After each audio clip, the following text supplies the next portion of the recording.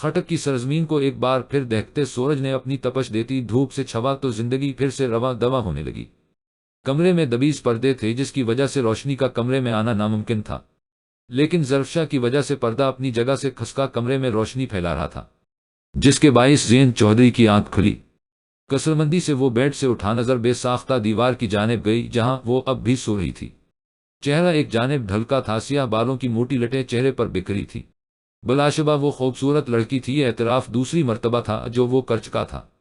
وہ سر جھٹکتا آگے آیا، اسے آج کسی بھی حال میں سندری سے ملنا تھا۔ اٹھو لڑکی، جلدی اٹھو۔ دیوار کے ساتھ ٹیک لگائے وہ بے سب سو رہی تھی، کانوں میں گھمبیر آواز آئی تو ذہن بھی جیسے بیدار ہونے لگا۔ سامنے زین چودھری کو بکھرے سے حلیے میں دیکھ کر سٹپٹائی جھٹکے سے گردن ارد گرد گھما کر ماحول کو جذب کرنے لگی۔ میرے کپڑے نکالو، اب سے میرا ہر کام تمہاری ذمہ داری ہے، اور سب سے اہم بات، جو گناہ تم نے کیا ہے وہ معافی کے قابل نہیں ہے۔ چاہتا تو تمہارا مار مار کر حشر بگاڑ دیتا، لیکن کم از کم مجھ میں ابھی غیرت باقی ہے۔ ظرفشا کا چہرہ اس وقت رونق زدہ تھا۔ ایسے کیا دیکھ رہی ہو؟ زین کی آواز پر وہ اس نے تاثرات پر قابو پایا۔ یکدم اٹھنے کی وجہ سے جسم میں شدید درد ہو رہا تھا، جس کا تاثر رونق پن ختم ہونے پر چہرے پر ابھرا۔ زین کو اس کے چہرے پر تکلیف کے آثار نمایاں نظر آئے تو اس نے سختی سے لب بھینچے۔ ایسا کام کرنا ہی نہیں تھا کہ تنہا سخت زمین پر سونا پڑتا۔ اگر اس لڑکے سے پیار کرتی بھی تھی تو کم از کم گھر والوں کو تو بتاتی۔ یہ چور راستے تو خواری ہی لاتے ہیں جو میں بھگتنے والا ہوں۔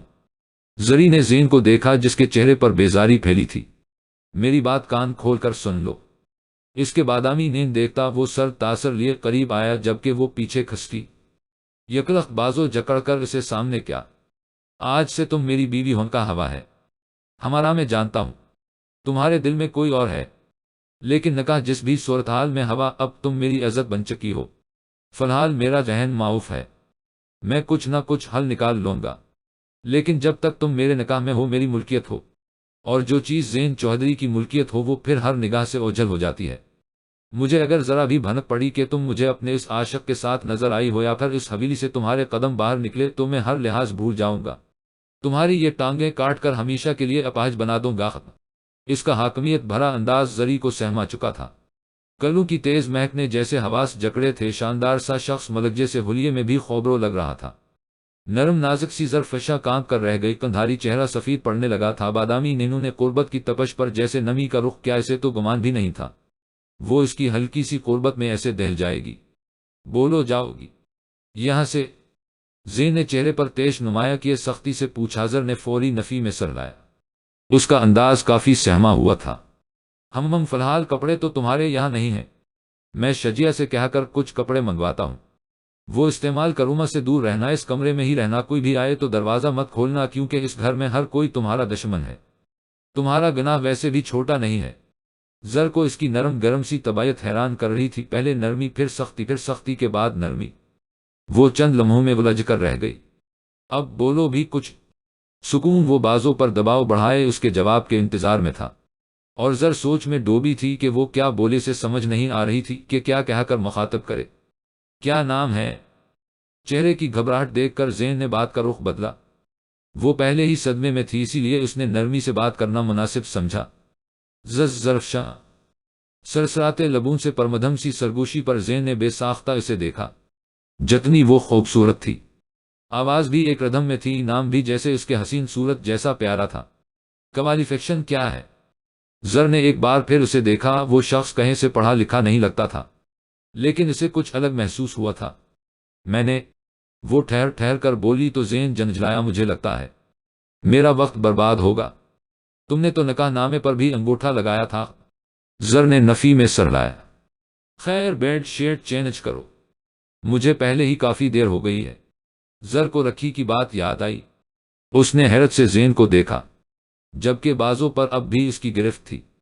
اور ہاں، یہ 7 ڈریسنگ روم ہے، وہاں جاؤ، میرے ڈریسز ہو گئے، ان میں سے کوئی اچھا سا سلیکٹ کر کے لاؤ، مجھے دیر ہو رہی ہے۔ وہ بازو چھوڑ کر مڑا تھا۔ زر نے بے ساختہ سانس بحال کیا، وگرنہ اس کی قریب رہ کر وہ شاید بے ہوش ہو جاتی۔ روم میں 2 دروازے تھے، اب ڈریسنگ روم کون سا تھا؟ ظرفشان کو سمجھنے میں دشواری ہوئی۔ مزید کثر ڈریس سلیکشن نے کی۔ سس سنیں۔ واش روم کی جانب بڑھتے زین کے قدم روکے فرمائے، وہ مرتا اس کی جانب متوجہ ہوازر نے انگلیاں چٹکائی تو زین اس کی الجھن سمجھ گیا تھا۔ یہ دروازہ ڈریسنگ روم کا ہے۔ ڈریسنگ روم سمجھتی ہو نا؟ وہ دوبارہ اس کی جانب آیا تو ظرفشا نے پیچھے قدم لیے۔ ستوہ ناک میں چمکتا موتی روشنی میں چمکا تھا۔ اس لڑکی میں کچھ تو خاصیت تھی کہ زین جیسا شخص بھی بار بار متوجہ ہو رہا تھا۔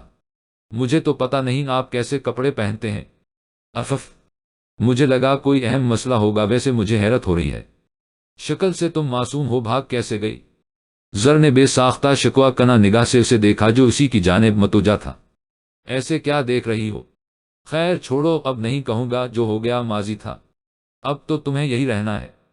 ایسا کرو شلوار سوٹ نکال دو اور ہاں ڈریسر پر سب چیزیں ریڈی کر کے رکھو، میں 10 منٹ میں آتا ہوں۔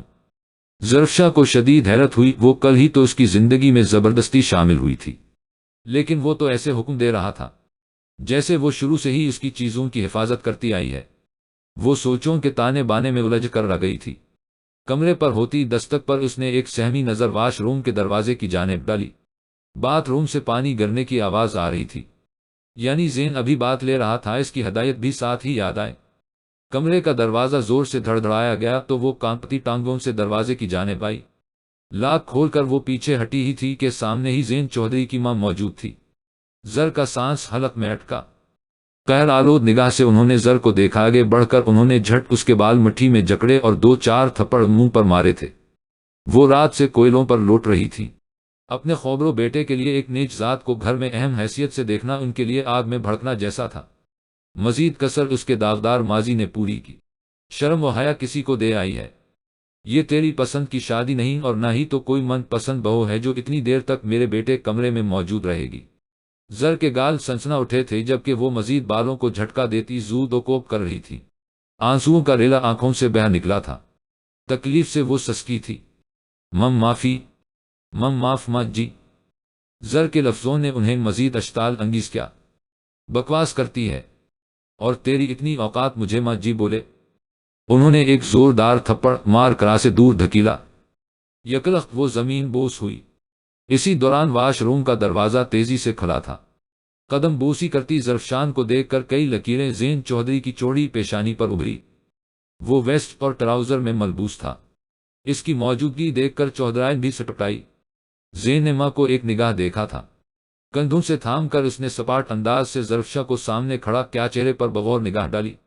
چہرے پر انگلیوں کے گہرے نشان، موٹے نیم کٹوروں میں ابھرتی سرخی اور ان میں تیرتا پانی، لبوں پر مچلتی سسکیاں زین چودھری کے غضب کو آواز دے گئے۔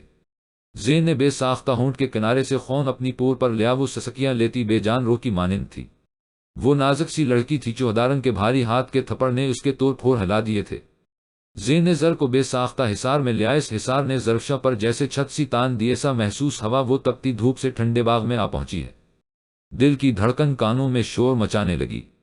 اماں، میں نے کل کچھ بکواس کی تھی، شاید آپ نے سنی نہیں۔ کس حق سے آپ نے اس کو مارا ہے؟ مت بھولو، اب یہ میری بیوی ہے، وہ سرد پن سے بولا۔ چودھرائن کو اس کی آنکھوں میں واضح تیش نظر آیا۔ اپنے بیٹے کی زدی اکھڑ اور تیش انگیز طبیعت سے وہ اچھی طرح واقف تھی، لیکن اپنے بیٹے کے قریب کھڑی ایک نیچ ذات کی لڑکی ان کو ناک کی طرح ڈس رہی تھی۔ ظرفشا گمسم سی اس کے حصار میں تھی۔ بالوں سے ٹپکتی کئی بوندیں زری کے چہرے پر گری۔ آج کے بعد اگر میری بیوی پر کسی نے ہاتھ اٹھایا تو میں اس حویلی کی اینٹ سے اینٹ بجا دوں گا، وہ دھاڑ کر بولا۔ زر کو لے کر بیڈ کی جانب آیا۔ اب تو اس کل کی آئی دوٹکے کی چھوکری کے پیچھے مجھ سے بدتمیزی کرے گا؟ مت بھول یہ بھاگ رہی تھی، اور میں تیری ماں ہوں۔ کل تو میں برداشت کر گئی، آج نہیں کروں گی اسے۔ ابھی کے ابھی گھر سے نکال ورنہ میں زہر کھا لوں گی۔ کون سا زہر کھاؤ گی؟ لاؤ میں لا دیتا ہوں۔ وہ استہزائیہ مسکرایا۔ چودھرائن کی بولتی بے ساختہ بند ہوئی۔ نگاہ کانپتی سی زر پر تھی جو سرخ چہرے کے ساتھ لب بار بار تر کر رہی تھی۔ جبین تھام کر اس نے چہرے کو دائیں بائیں موڑا تو دوسرے گال پر بھی سرخ نشان ابھرے تھے۔ اماں، بہت زیادتی کر دی ہے، آج کے بعد یہ حرکت مت کرنا، کیونکہ پھر مجھے جانور بننے سے کوئی نہیں روکے گا۔ وہ تنبیہہ نگاہ سے ماں کو دیکھے بولا، جبکہ صدیقہ بیگم بیٹے کے لفظوں پر سن ہوئی۔ ڈرو مت، تمہاری غلطی کا مجھے اندازہ ہے، لیکن میں ایسی سزائیں کسی کو نہیں دیتا۔ فی الحال مجھ سے مت ڈرو، کیونکہ اس گھر میں تمہارا واحد ہمدرد میں ہوں۔ اپنے ساتھ کا مان دیتا وہ ظرفشا کو سکون کی میٹھی لہر دے گیا۔ جلتے دل پر ٹھنڈی پھوار برسی۔ زین کو اس کی بھیگی آنکھیں تشکر سے مسکراتی لگے۔ وہ گلابی سی نازک لڑکی حسن کا ہر پیمانہ رکھتی تھی۔ کانپتی جبے کے خم نے اس کی توجہ کھینچی تو انگلی کی پور سے بے ساختہ اس نے اس خم کو دبایا، یہ گمان کر کے کہ یہ اصلی ہے۔ اس کے لب اس سچویشن میں بھی مسکرائے۔ اس کا گلاب چہرہ زین چودھری کو اپنی جانب کھینچ رہا تھا۔ یہ اصلی ہے؟ اس نے زری کو پوچھا۔ زر لجائی سی نظر جھکا گئی، لیکن وہ زین کی بے باک حرکت پر حیران بھی ہوئی تھی، جبکہ چودھرائن یہ رومان پرور منظر دیکھتی بکتی جھکتی باہر نکل گئی۔ انہیں یقین نہیں آ رہا تھا، یہ وہی زین چودھری ہے جو کسی کے ظلم کی اسے نہایت دردناک سزا دیتا تھا۔ لیکن اب تہمت لگی لڑکی کو ہی سینے سے لگائے کھڑا تھا۔ ماں نے کافی زور سے تھپڑ مارا ہے، وہ گال سہلا رہا تھا جبکہ زر سرخ پڑ رہی تھی۔ انہوں نے بالکل صحیح کیا، میں اسی قابل ہوں۔ وہ رو دی تھی، اس کی ننھی ستواں ناک اس خبروں سے شخص کی قربت میں سرخ ہو چکی تھی۔ نہیں، انہوں نے غلط کیا، وہ خماری سے بولا۔ بے ساختہ وہ جھکا اور عقیدت سے ماتھے پر لب رکھ دیے۔ لبوں کا جوڑا اپنے ماتھے پر محسوس کرتی وہ ٹھنڈی پڑ گئی۔ یہ ایک طرح کے اپنے ساتھ کا مان تھا جو اس شخص نے بھرپور عقیدت سے فراہم کیا۔ زر کو توقع ہی نہیں تھی کہ وہ شخص اس حد تک قریب آ جائے گا اور عقیدت کی مہر بھی فراہم کر دے گا۔ وہ تو پاؤں میں بیٹھی ٹھوکروں کی حقدار تھی، پھر اس نے کیسے اسے سر پر تاج کی طرح سجا کر اپنا عقیدت بھرا لمس دے دیا تھا۔ کیفیت تو زین کو بھی اپنی ایک پل میں سمجھ نہیں آئی تھی۔ وہ اپنے کردار کا مضبوط شخص تھا، پھر وہ ظرفشاہ کو نہ جانے کیسے لمسے آشنائی عطا کر چکا تھا۔ اس نے چوڑی پیشانی مسل کر اسے دیکھا جو بالکل گلابی پڑ چکی تھی۔ تم اگر ایسی حرکت نہ کرتی تو آج حالات اور ہوتے، لیکن تمہاری طرح میں بھی مجبور ہو گیا تھا، ورنہ وہ سفیر کمینہ تمہیں موت کے گھاٹ اتار دیتا، جو کہ میں ہرگز نہیں چاہتا تھا۔ وہ بے بسی سے بولا، جبکہ ظرفشاہ کو سمجھ نہیں آئی وہ اس شخص کو ایسا کیا خطاب دے جس سے وہ اس کی نرمی کا انعام دے سکے۔ مم، مجھے معاف کر دے، میں ایسا نہیں چاہتی تھی، قسم سے میں نہیں چاہتی تھی۔ وہ پھوٹ پھوٹ کر روتی سر نفی میں ہلائے ہاتھ بھی جوڑ بیٹھی۔ جانتا ہوں، دیکھو میں تمہیں ابھی کہیں بھی نہیں لے جا سکتا، ورنہ اس زندان میں تمہیں 2 منٹ بھی نہیں رہنے دیتا۔ میری کچھ مجبوریاں ہیں جو وقت رہتے سمجھ جاؤ گی۔ اس وقت مجھے سندری کے پاس جانا ہے، ورنہ وہ خود کو نقصان پہنچا سکتی ہے، تم سمجھ رہی ہو نا؟ اس نے جڑے ہاتھ اپنے مضبوط ہاتھوں میں تھام لیے۔ ظرفشاہ نے اسبات میں سر ہلا دیا، لیکن سندری کا سوچ کر وہ اندر سے بہت بے چین ہو چکی تھی۔ اب آرام کرو، شجیہ کے کپڑے بھجواتا ہوں، اب چاہے جو بھی آئے دروازہ مت کھولنا، میں رکھی کے ہاتھ سے ناشتہ بھی بھجواؤں گا۔ وہ نرمی سے گال تھک پاتا کپڑے لیے ڈریسنگ روم کی جانب بڑھا۔ وہ ایک بار پھر پھوٹ پھوٹ کر روئی، نرم گالوں میں درد کی لہریں اٹھ رہی تھی، لیکن اس شخص کی نرمی بھی اسے رلا رہی تھی۔ وہ ہاتھ بیٹھ کے دائیں بائیں رکھے درد کو اندر ہی دباتی رہی۔ زین فریش سا ہو کر باہر آیا تو اسے ایک پوزیشن میں بیٹھے دیکھے لب بھینچ کر رہ گیا۔ وہ بال بنا کر مخصوص پرفیوم چھڑکتا اب کالر درست کر رہا تھا۔ ایک اچکتی نگاہ اس نے زر پر بھی ڈالی، جو اب بھی رونے کا شغل جاری رکھے ہوئے تھی۔ دیکھو اب تم ایسے روتی رہو گی تو میں جا نہیں پاؤں گا، رونا بند کرو۔ زر نے نفی میں سر ہلا کر دیکھ کر پلوں سے آنکھیں رگڑے۔ وہ ہنکارا بھرتا باہر نکل گیا۔ زر نے بے ساختہ اس کی پشت کو گھورا تھا۔ چند پل بعد ہی وہ کمرے میں داخل ہوا، ہاتھ میں 2 جوڑے تھے، سیاہ اور ایک گہرے سبز رنگ کا جوڑا اس نے زر کی جانب بڑھایا۔ مخروطی انگلیوں والے ہاتھ جن کی پورے گلابی سی تھی، اسی نرم نازک ہاتھ سے اس نے کپڑے تھام لیے۔ مجھے لگتا ہے یہ سائز میں تمہیں بڑے ہوں گے، شجیہ تھوڑی بھاری سی ہے، پر تم تو دھان پان سی ہو۔ وہ آخر میں مسکرا دیا تھا، جبکہ ظرفشاہ جھنک کر رہ گئی۔ ایک سوال پوچھو؟ زر کی زبان پھسلی تھی۔ پوچھ لو جو پوچھنا ہے۔ نہیں، وہ نفی میں سرلاتی چند قدم پیچھے ہوئی۔ اچھا تب پوچھ لینا جب تمہارا ڈر ختم ہو جائے، فی الحال تم چینج کر لو، اور ہاں منہ ہلکے ہاتھ سے دھونا، گالوں میں درد ہوگا۔ زر نے نگاہ اٹھا کر حیرانگی سے اس شخص کو ایک بار پھر دیکھا۔ وہ پل پل ظرافشاہ کو حیران کر رہا تھا۔ اتنی فکر تو اس کی سگی ماں نے نہیں کی تھی جتنی وہ شخص کر رہا تھا، حالانکہ وہ اس کی من چاہی بھی نہیں تھی۔ حیران مت ہو، مجھے کسی کو بے جا نقصان پہنچانا پسند نہیں ہے، لیکن میرے اپنے کچھ اصول بھی ہیں۔ اگر تم میرے ساتھ ایمانداری سے چلو گی تو میں تمہیں دیانتداری کے ساتھ تمہارا حق فراہم کروں گا، اور اگر تم نے میری امانت میں خیانت کی تو میری بددیانتی ساری عمر کے لیے تمہارے لیے عذاب بن جائے گی۔ سرد سے لہجے پر زر یکلخ کانپی۔ یہ پہلی گھمبیر آواز تھی جس نے سماعتوں کو بھی ٹھٹرا دیا تھا، اور وپا کپڑے لے کر وہ واش روم کی جانب بھاگ گئی۔ زین نے بیڈ پر بیٹھ کر اس کا انتظار کرنا ضروری سمجھا۔ موبائل پر مختلف میسجز دیکھتا وہ مگن ہوا۔ جب زر کی چوڑیوں کی کھنک سنائی دی، اس نے بے ساختہ نگاہ اٹھائی، اور پھر وہ نگاہ جیسے پلٹنا بھول گئی۔ گول چوڑے سے گلے سے نظر آتی سفید چمکتی سراہی دار گردن جس میں باریک سی سفید چین تھی جھمکیاں کانوں سے جدا تھیں، جبکہ جبین پر چند بوندیں ٹھہری تھیں۔ بادامی آنکھوں سے کاجل غائب ہو چکا تھا۔ زین کو وہ آنکھیں ویران سی لگے۔ ایک پل کو دل چاہا اس کی آنکھوں میں پھر سے کاجل بھر دے۔ وہ نازک اندام حسینہ اس کی توجہ کھینچ رہی تھی۔ شٹ یار، میں کیوں دیکھ رہا ہوں؟ اتنی غور سے مجھے سندری پر فوکس کرنا ہے، فوکس آن سندری۔ وہ بڑبڑاتا خود کو ملامت کرنے لگا۔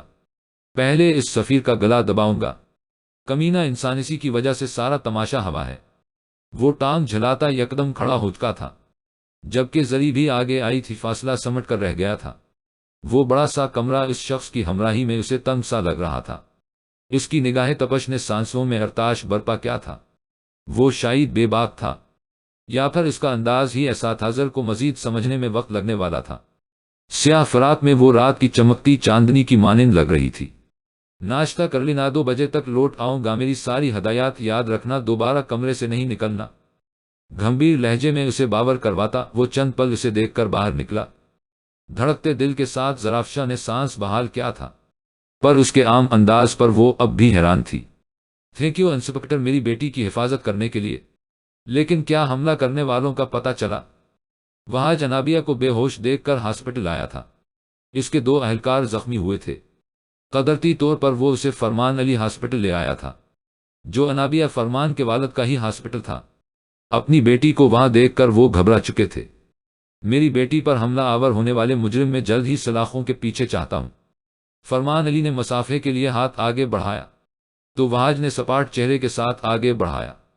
فرمان علی شہر کے جانے مانے ڈاکٹر تھے۔ ان کے ہاسپٹل کا ایک نام تھا۔ انابیہ فرمان ان کی اکلوتی بیٹی تھی۔ ان کی بیوی تبسم بیگم بھی ایک ڈاکٹر تھی۔ کوشش جاری ہے، جیسے ہی کچھ خبر ہوئی میں آپ کو ضرور بتاؤں گا۔ مجھے اجازت دے۔ وہ ہاتھ ملائے وہاں سے نکلا تھا۔ ہاسپٹل سے نکل کر وہ اپنی گاڑی کی طرف بڑھا، جب اس کا فون بجا تھا۔ انون نمبر دیکھ کر اس نے کال ریسیو کی۔ سنا ہے انسپکٹر وہاج سلطان عرف عام صالح صاحب گولیوں کی زد میں آ کر بھی زندہ بچ چکے ہیں۔ وہ پل بھر میں پہچان گیا تھا۔ مقابل کون ہے؟ وہاج نے فون بند کرنا چاہا، لیکن اس کی آواز پر اس نے مٹھی بھینچی۔ صالح صاحب پولیس والے ہو کر بھی اپنی حفاظت نہیں کر سکتے، اور مجھے دیکھو 4 قتل کر کے ہو کر شان سے جیل میں رہ رہا ہوں۔ کسی کا کوئی ڈر نہیں ہے اور نہ ہی کوئی افسوس، لیکن ایک ملال ہے کہ آدھے قاتل آزاد ہیں۔ لیکن خیر، وہ بھی تمہارے لاڈلے بہنوئی کے ہاتھوں ضائع ہو گئے۔ کیا یہی بکواس کرنے کے لیے فون کیا ہے؟ وہاج سپاٹ انداز میں بولا، جبکہ دوسری جانب نوفل یزدان کا قہقہ گونجا۔ میری ہونے والی پیاری بیوی کے بھائی نوفل کسی کو بلاوجہ فون نہیں کرتا۔ ایک مشورہ دینا چاہتا تھا۔ اگر پولیس کی وردی پہن کر بھی اپنی حفاظت نہیں کر سکتے تو ایسا کرو، میرے پاس آ جاؤ، قید کے چند دن پرانے یار مل بیٹھ کر گزاریں گے۔ نوفل نے ایک بار پھر قہقہ لگایا، جبکہ وہاج نے تیز سے کال کٹ کی تھی۔ اس کے ساتھ وہ بالکل بھی لڑنا یا بحث کرنا نہیں چاہتا تھا۔ کل سے وہ اسے مل۔ وہ اپنے کمرے میں الماری سیٹ کر رہی تھی۔ سفید اور سیاہ لباس کے علاوہ اس کی الماری میں ایک بھی ایسا لباس نہیں تھا جو وہ پہن سکتی تھی۔ کچھ دیر پہلے ہی وہ فریش ہوئی تھی، گھنے سیاہ بال پشت پر بکھرے تھے، جسے دوپٹہ اوڑھ کر اس نے چھپایا تھا۔ وہ بند بیاہی بیوہ تھی جس میں اس کا قصور نہ ہونے کے باوجود بھی اسے سزا دی گئی تھی۔ الماری کا پٹ بند کرتے اس کی نظر اس تصویر پر گئی تو دل شدت سے دھڑکا۔ وہ بھوری سرخ آنکھوں والا شخص اپنی پراسراریت سمیت اپنے دوست کے ساتھ کھڑا تھا، جو شکل سے نہایت سنجیدہ اور معصوم تھا۔ وہ سنجیدہ اور معصوم شخص ہی تو تھا جس کی موت کی سزا اسے بیوگی کی صورت ملی تھی، جبکہ وہی اپنی ذات میں پراسراریت لیے شخص ہر بار اس کے وجود کو سہما دیتا تھا۔ آج تو حسن مکمل نکھر کر سامنے آیا ہے۔ اپنے پیچھے سلمان ملک کی آواز سنتی وہ خوف سے اچھلی۔ اس نے جلدی سے تصویر کپڑوں کے نیچے رکھی اور دوپٹے کو تھام کر رخ موڑا۔ سلمان ملک اپنی پوری خباثت کے ساتھ پیچھے موجود تھا۔ مونچھوں کو تاؤ دیتا وہ اپنی بھوکی نظروں سے اس کے وجود کو جیسے کاٹ دینا چاہتا تھا۔ تم یہاں کیا کر رہے ہو؟ جاؤ یہاں سے، وہ حلق تر کرتی چیخی۔ جانے کے لیے نہیں آیا، جانے من، قہقہ لگائے اسے کہا، جبکہ تعبیر کی حالت بری ہونے لگی۔ بھائی تو تیرا اب مہینے سے پہلے آئے گا، اسی لیے کمال ملک سے رشتہ مانگنے بابا صاحب آئے ہیں۔ 2 دن بعد نکاح کا سوچ کر آیا ہوں۔ اس کی پریقینی پر اس نے نفی میں سر لایا، جبکہ سلمان ملک بے باکی سے مسکرایا تھا۔ بخدا تعبیر، تمہیں پانے کے لیے بڑے پاپڑ بیلے ہیں، اب تو صبر کرنا مشکل ہے، تم یہی چاہتی تھی نہ تمہیں اپنانے سے پہلے سمینہ کو فارغ کر دوں تو کر دیا فارغ، سنبھالے اپنے دونوں بچے اکیلے، خدا کا واسطہ ہے سلمان بھائی بخش دے مجھے، میں نہیں کرنا چاہتی شادی۔ وہ ہاتھ جوڑتی بتی آنکھوں سے چیخی، نہ میری جان آنسو نہ بہاؤ، اب تو مسکرانے کے دن ہے، فکر نہ کرو دامن میں خوشیاں ہی خوشیاں بھر دوں گا۔ سلمان ملک بنا کسی بات کا اثر لیے بولا تھا، جبکہ تعبیر کا دل چاہا وہ خود کو کچھ کر لے، اپنی اس سسکتی زندگی سے وہ مکمل طور پر بیزار ہو چکی تھی، اور ان یہ نئی مصیبت آ چکی تھی۔ اب کی بار انکار مت کرنا، ورنہ انجام کی ذمہ دار بھی تم ہوگی، کیونکہ اب میں کسی کی نہیں سنوں گا۔ ایک بار پھر اگر مجھے خون کی ہولی کھیلنا پڑی تو میں کھیلنے سے گریز نہیں کروں گا۔ درندگی بھری مسکراہٹ لبوں پر سجائے اس نے تعبیر کو ایک اور اذیت دی تھی۔ اور سنو، سلمان دروازے کے قریب رکھا تھا، وہاج کو خبر بھی نہیں ہونی چاہیے، ورنہ ابھی تو صرف اس کی کار پر گولیوں کی برسات ہوئی ہے، اگلی بار چلنے والی گولیاں اس کے وجود کے چھیتڑے اڑائے گی۔ نہیں، وہ سہمتی پھٹی آنکھوں سے بمشکل بولی تھی، جبکہ سلمان ملک گنگناتا ہوا باہر نکل گیا تھا۔ میں ایسے خاموش نہیں بیٹھ سکتی چودھری صاحب۔ صدیقہ بیگم جلے پاؤں کی بلی کی مانند چکر کاٹتی سخت تیش میں تھی۔ مخدوم چودھری نے اپنی لاڈلی بیوی کو دیکھا، جن کا شاہانہ مزاج اور غریبوں سے شدید نفرت کرنے والی عادت بالکل اس جیسی تھی، لیکن نہ جانے بیٹا کس پر چلا گیا تھا، جو غریبوں کا ہمدرد، دوسروں کی مدد کرنے والا، غرض وہ ان دونوں کی اولاد لگتا ہی نہیں تھا۔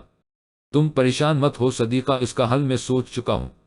چودھری صاحب، آپ جانتے تھے کہ میں زین کی شادی اس گاؤں میں کرنا ہی نہیں چاہتی تھی، کیونکہ یہاں کوئی بھی میرے بیٹے کے قابل نہیں تھی۔ مجھے تو اب تک یقین نہیں آ رہا ہے کہ وہ کم ذات میرے بیٹے کے کمرے میں شان سے رہ رہی ہے۔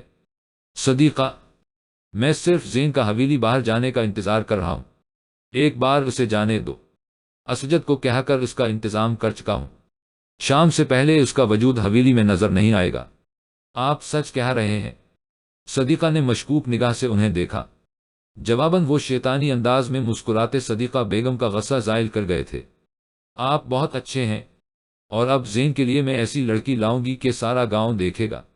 مستقبل کے حسین خواب سجاتی وہ مخدوم چودھری کے پاس دراز ہوئی تھی۔